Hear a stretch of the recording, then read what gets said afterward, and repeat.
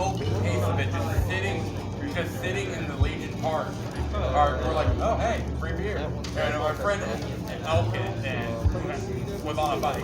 Then went, okay, we're just gonna grab all this beer because we're like, this is when we're 16, 17, in that range. He's like, okay, we're just gonna grab all this beer. So on him out, gets on the bike. We start heading home. We're just listening to the sound of clink, clink, clink, clink, clink, as he just sounds like an entire traveling glass museum. As we're trying to sneak this back to his place. But yeah. The first time had alcohol. We just randomly found an entire unopened case just sitting in the middle of a park or by the parking lot. We're like, okay. And it's the middle of the night, random out. Hi everyone. I'm interrupting your musical tunes that you are probably enjoying to present a panel that can only be described as a train wreck, and I need more alcohol than it takes to kill a bull elephant. Is it over yet? So, before I begin, I'm going to explain why this panel exists. Darkly asked me to make a Science of Shrek panel in November. My response was this. Fine, I'll make one under one condition. I'm calling your bluff. I'm going to submit 15 panels for December's TrotCon. If you accept all of them, I will make a Science of Shrek panel. She called my bluff. I had a panel room that just said Fiora's panel room. It wasn't panel room 1 or 2, it just said Fiora's panel room. I had one panel on main stage and 14 in that room. So yeah, I by that agreement, I had to make this. Remind me never to place bets with Darkly, I will lose every time. Anyway, you're all here to listen about this. Yes. But before we get started, hi, I am Fiaura the Tank Girl, those of you who don't know me. I am the author of Fall Equestria Dead Tree. I research fandoms. This is what I do, is I sit down and somebody goes, hey, how old are the ponies? What happens to the Autobots if they don't die?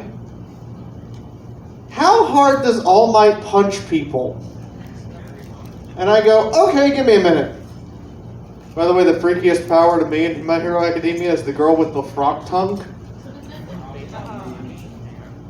I have a master's in human communication, a bachelor's in human sexuality, and an associate's in biology. I could be your marriage counselor tomorrow. I don't want to be. Please don't ask. I have had these things for 12 years now. I haven't actually wrote an academic paper in 8 years. But I have been using my degrees to get access to tons and tons of research on everything. And attend postgraduate courses for almost nothing. I've attended 72 postgraduate courses and everything ranging from geography to geology to geometry. I like G's. Physics, quantum physics, nuclear physics. I like physics too. Chemistry, metallurgy, sociology, psychology, and, well, a few other things.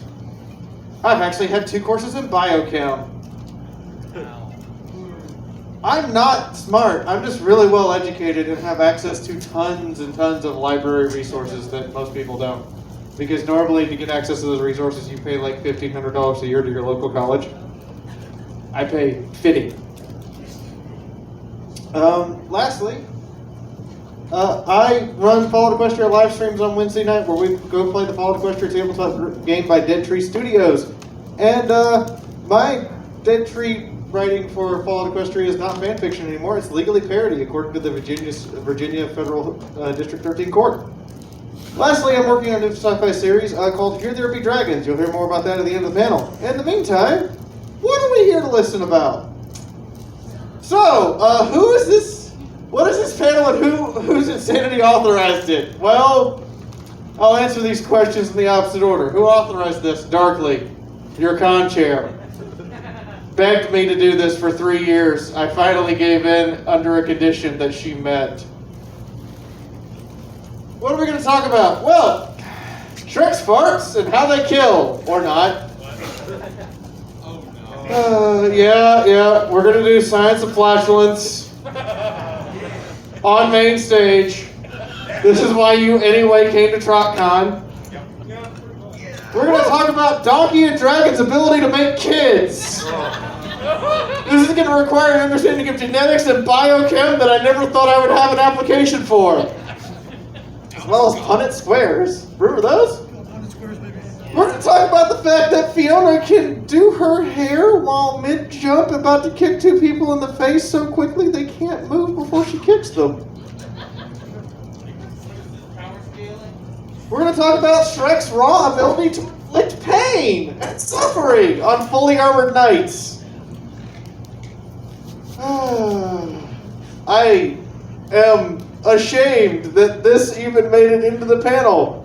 But I'm going to talk about the tensile strength of gingerbread and its ability to deal with, well, milk that has the consistency of, well, I'm not going to, you fill in the blank. Lastly, there will be a segment called Random Things I Have to Address Because They Keep Me Awake at Night. This is literally a bunch of questions that have very simple answers that I needed to know the answer for. Rapid fire at the end. So, Shrek's flatulence. I had 16 clips to pick from. I chose this one. Just to make you listen to the song. Oh, wait, what? Do we have sound?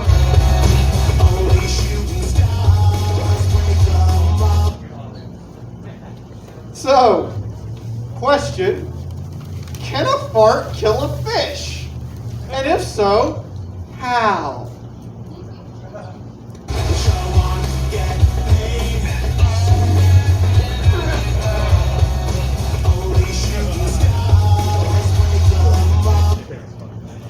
So for those of you who don't know how science works, it's a very, very basic. By the way, this is a PG-13 panel, so if the con wants to get mad at me, they can. But the short answer for how science works is, well, I'm going to theorize about this, then I'm going to go fuck around and find out. That is the entire scientific method in a nutshell. So, up front, I'm going to say this out loud. Do they die by methane suffocation? No. Just straight up. There's not enough time for that. It's just not physically possible to die from methane suffocation from a fart. Air disperses most farts in about 23 seconds. That means completely disperses it throughout the air for you to breathe. It's already passed and distributed to less than the lethal amount of methane to even cause you to pass out by that point. By the time you smell it, it's already done any damage it's going to do. This is just spite purposes. Other gases emitted are sulfur and chlorine. Again, too little amounts to actually inflict injury. But here's a question. Did you know if you're swimming next to a blue whale and it farts, it kills you? So, we're going to talk about death by explosive air pressure. However, if you happen to be within 150 meters of a blue whale and it farts, by the way, 150 meters is from where I am standing right now to the end of the hotel parking lot. And it farts, the concussive force that passes through the water is lethal. It will burst your eardrums. It hits you at 188 decibels, which is louder than a jet engine if you're standing behind it. Louder than most of us can probably ever hope to achieve in any form of noise. And pressure changes and explosive decompression are a thing underwater that you have to worry about. This might be what got the fish, right? So, majestic, right? That's a humpback whale. You think it just exhaled? No, that's a fart! Now, how many people know how big a humpback whale actually is? Like, have been close enough to see the size difference? No one? Alright, let's do this. The bottom one is a orca, a killer whale. The one up from that is a humpback whale. The one up from that is a sperm whale. Yes, that's its actual name. And the one up from that is a blue whale. Can you turn off my camera for a second? Like the one that's on me? So that's the size comparisons of the whale. This actually works out conveniently. I did not expect that. So when my camera, no. There we go. There's a person. That's how big that whale is. It can swallow you and might not notice. Oh boy. Okay, you can put it back to normal. Thank you. AV, everybody, much appreciated. So, let's talk about velocity. Can a whale fart kill a human? Yes, but not how you would expect. What actually happens is you get the bends. Those of you who don't know what the bends are, it's when you go down to deep water. Divers have to come up slowly when they go below 50 meters. Why? The pressure hits you and compresses your body, compresses your arteries, compresses every part of you that runs, that moves, that functions. That's why underwater it looks like people are moving slowly. There's a lot of water on top of you preventing you from moving. Well, if you get the bends, it's when you come up too fast and that air pressure goes to your head and blows your brain. Or causes your eyes to pop out. Or causes your nose to rupture and bleed you dry. It can also cause your teeth to pop out of the gums. Because your body adapts and pushes back against the pressure. That's what the bends is. Let's talk about depth charges. Because that's what that fart is. It's a depth charge. So, featured in the picture is the USS Clemson attacking a German U-boat in 1942. In short, depth charges rely on shock. That is a shock wave. Water has a really interesting quality to it. If you're only 20 feet underwater, a person standing directly above you doing this with a handgun can't hurt you. But if you're 50 feet down and I drop a hand grenade and it explodes at 10 feet, you die. Water, unlike air, passes shock waves really, really super well. That destroyer shock wave is delivering between 100 to 400 kilotons of explosive power. That's not 400 kilotons of actual boom boom. It's like 30 to 100 pounds of actual kaboom. And the rest of it is the force that a kaboom generates. Whale farts emit 3 kilotons of matter in 3 seconds. That's 1 kiloton per second at high velocity. Oh boy! So yes, if you are within 30 meters, you are 100% in the kill zone of a killer whale. If you are within 150 meters of a blue whale, if you're within 150 meters of a blue whale, you're within the burst eardrums range. And sperm whales can actually emit sonar high enough to also burst your eardrums, so don't get too close to them either. Unless they know you're there, then they won't do it. They generally like us for some reason. Oh yeah, we feed them. But in short, could Shrek be using depth charges to kill fish? Yes, there's one problem. He threatens to kill Donkey. So, honestly, yes. Shrek's farts at 450 kilograms could have the force to kill a fish or small dog. Outright. From just the velocity and shockwave.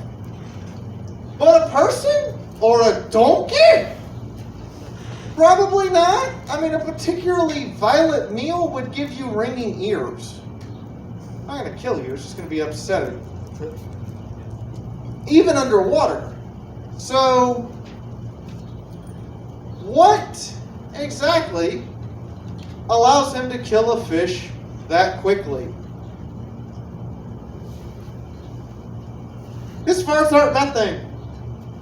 Here are the exact elements that a fart contains. It contains 60 parts per million nitrogen, 30 parts per million hydrogen, 16 parts oxygen and methane, and 1 part hydrogen sulfide.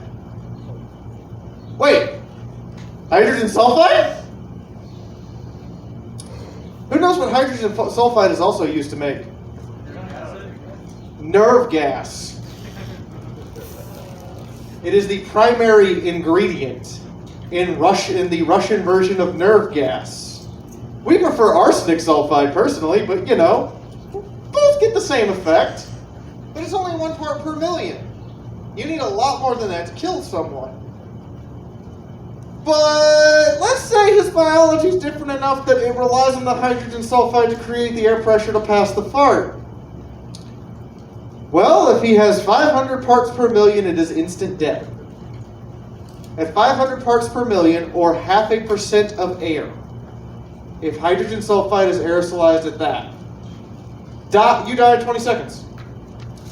If it's 1,000 parts per million, or 1% of the air is taken up by hydrogen sulfide, you have 5 seconds to live. Your entire nervous system shorts out and shuts down from breathing that in. Literally, in the field for Army personnel, this stuff is so lethal, they have a shot they give themselves to stop breathing for 2 minutes so they can get out of the clap. So yeah, Shrek farts nerve gas. Plausible. So could Shrek kill Donkey? Yeah, if he farts nerve gas. So, that's the fart question. How hot is this?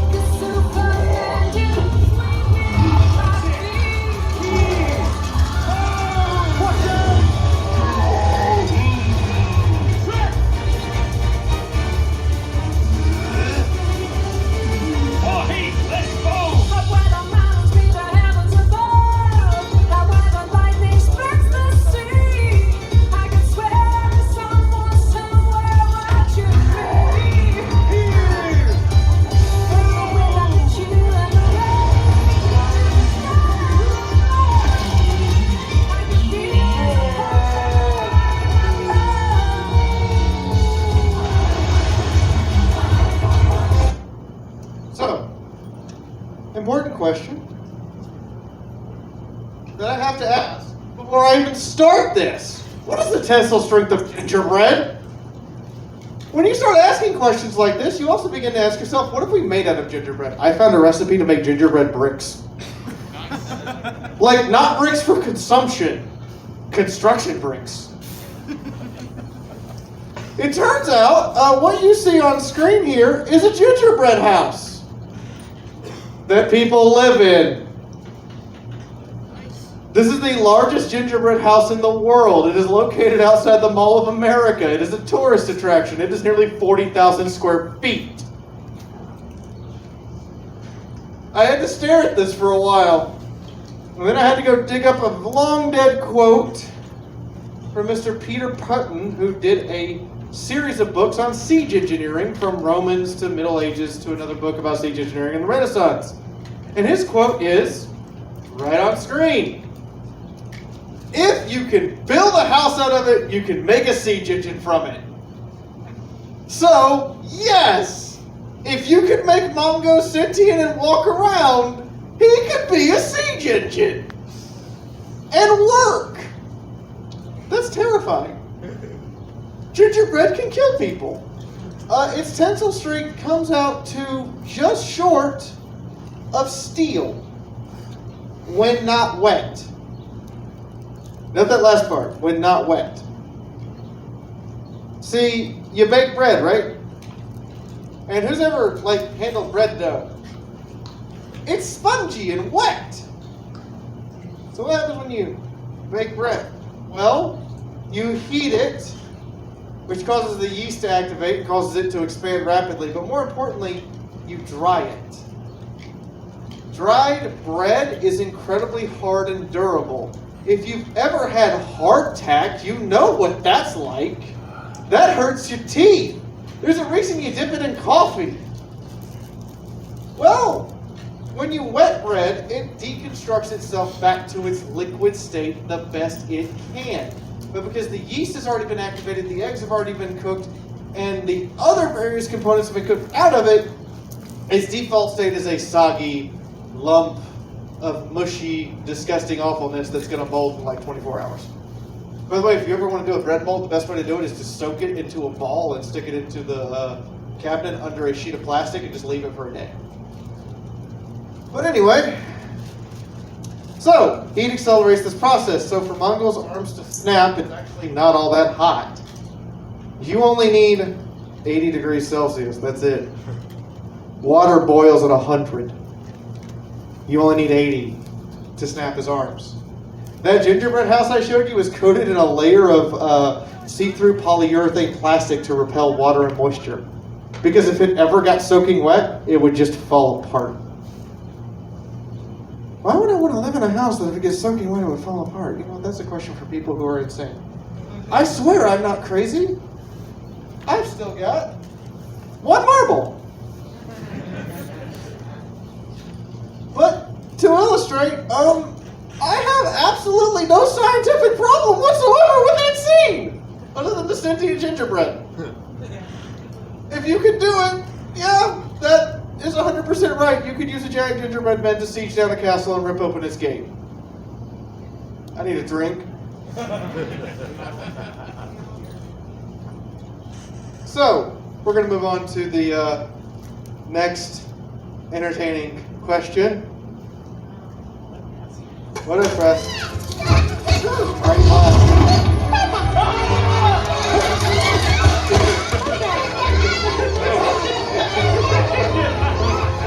Look at that little mutant baby! So, question: how? Let's talk about genetics of dragons, which are fictional creatures. I can't believe I'm actually using my degrees for this. I just need to point that out. So first off, before we get to ladies and gentlemen, the hardness scale. It needs to answer those 3 questions in the affirmative before you try to seduce it. Please don't seduce actual lizards. So, donkey genetics. Let's talk. Donkey genetics can crossbreed with several horse-like animals. They can crossbreed with a female horse. You get a mule. A less known entity is when the horse is male, in which time you get a henny. They are actually distinct and look very different. Next, we have, well, I bet you didn't expect this is where this term actually comes from, a jackass. It's a donkey and a zebra. And the last term, and the first hybrid, which we don't do anymore, which is kind of weird, and I couldn't figure out why this is not more common, is a kunga, which is what happens when a donkey and a camel decide to get it on.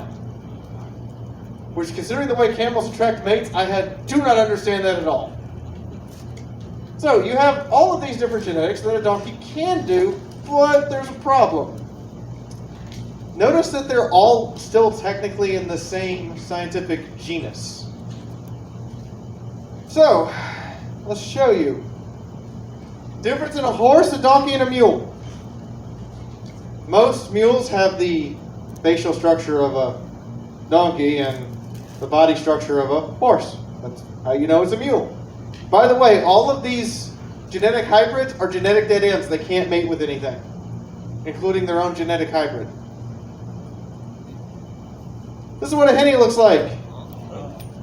Has a much more straight back, but you can tell that it's not quite a donkey because it has a horse's mane. This is what a jackass looks like. I bet you thought I was going to put up something terrible for that word. No, I'm going to put up an adorable little jackass foal.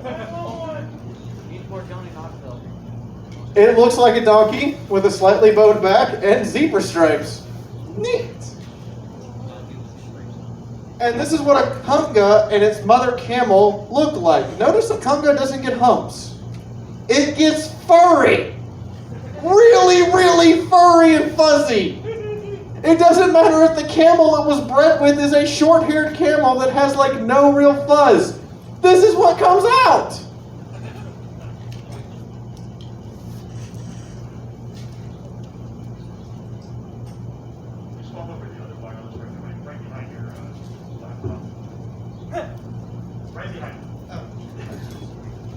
Okay.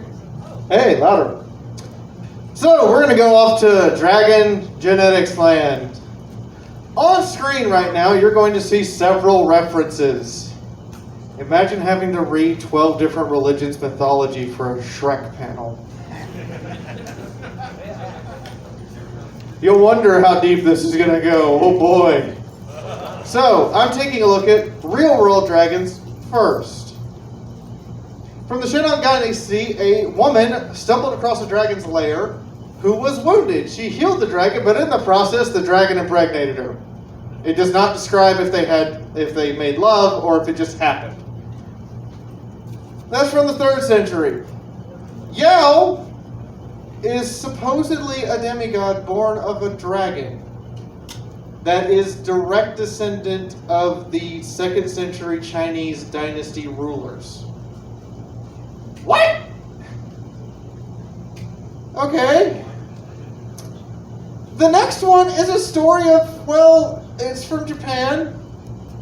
A lady stepped on a dragon by accident on its tail, and the dragon in retaliation knocked her up. That's the nice version of that story. That story gets really dark and really weird, and Japan, you've always been weird, circa 5th century BC. The next one comes from Vietnam, where supposedly the Lick Ling Quan dragon is the father of all Vietnamese people, and all Vietnamese people are now dragonborn. Do you want to talk about just trying to make your whole country believe they're overpowered? Go ahead, but what? Now we're going to move back to, back with us here. So King Edmund is actually from Hungary. He is the mythicalized version of their 4th century king. That is a odyssey of a tale that is 642 pages at 11-point font, single space. That's the digitized version. The actual physical copy of this entire tale is something like this, because people had really big, weird handwriting back then. Oh boy. So, Armenia, we gotta talk. I'm pretty sure your king wasn't an actual literal dragon. I'm just saying. I get it, but no. The great-great-great-great-great-great-great-great-grandfather of supposedly Vlad the Impaler, aka the inspiration for Dracula, was conceived when his mother, again, stepped on a dragon and raped a dragon and was raped by it. I'm really seeing a theme here about the stepping on dragon part. Yes. We also have Fafnir, who has like 6 Nordic demigods who are his sons. I couldn't figure out which one of his sons he was upset that got killed. When Sigmund kills him and then tries to make a meal out of his heart for Odin, he ends up burning his hand permanently to have no feeling, just by touching it.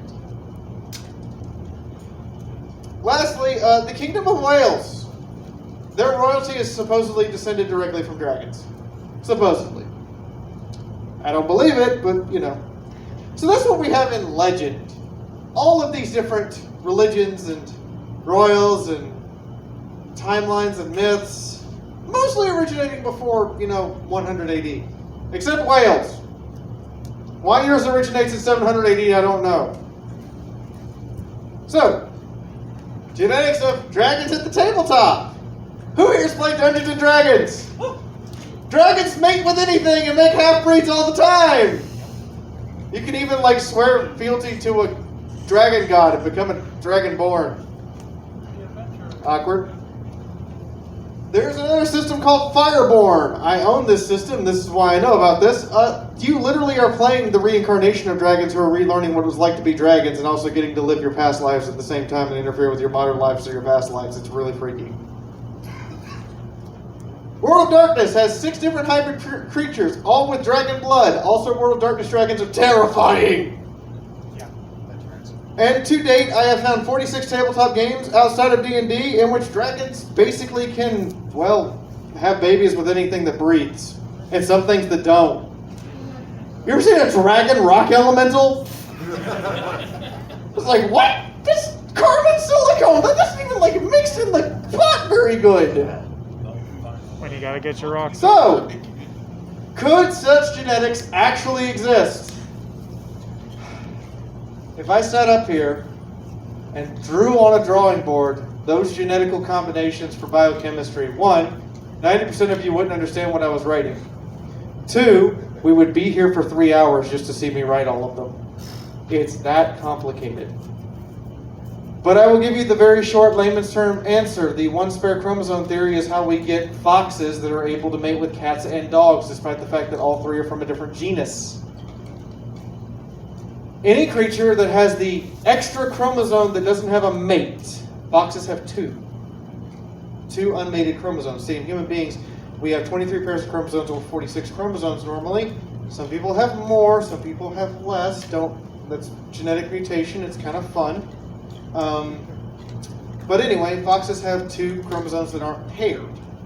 Those 2 chromosomes allow them to mate with cats, and the other one allows them to mate with dogs.